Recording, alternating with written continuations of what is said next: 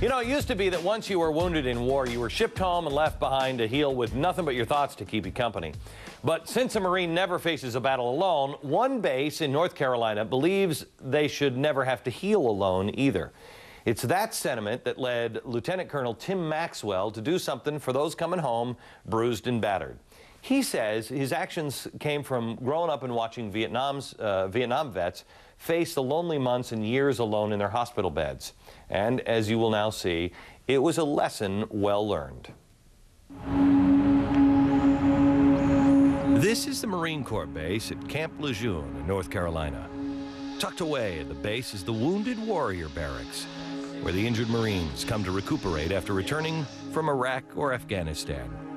It's the only place of its kind, allowing soldiers to heal among others in similar situations.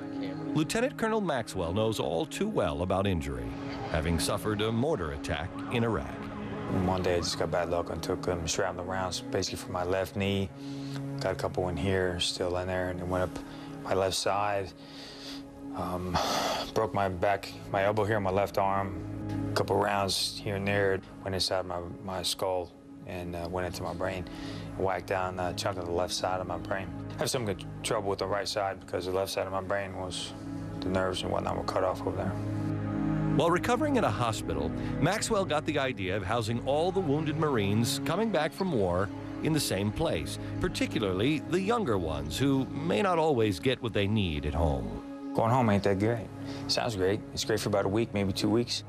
But he knew that ultimately, it's being around other wounded soldiers that really helps the most.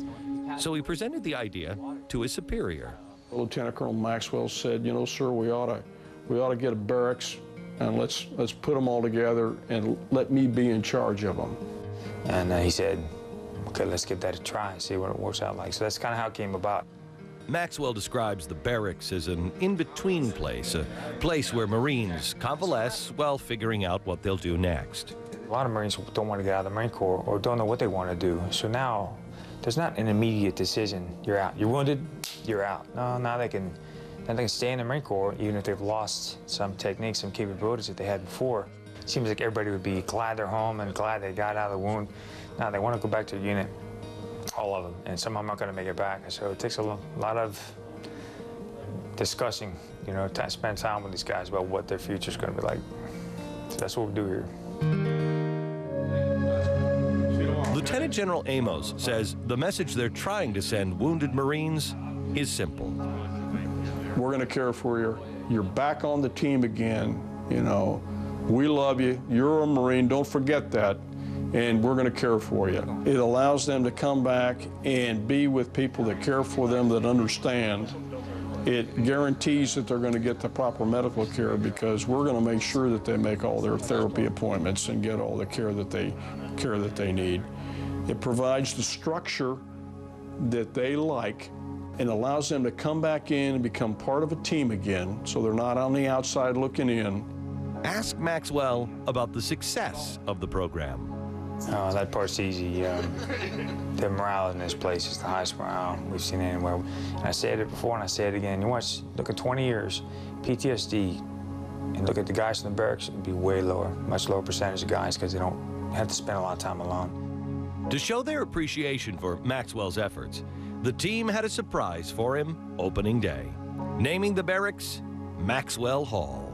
There's been nobody that has more compassion or passion for the care and feeding of our young men that are wounded than Lieutenant Colonel Maxwell. Nobody has.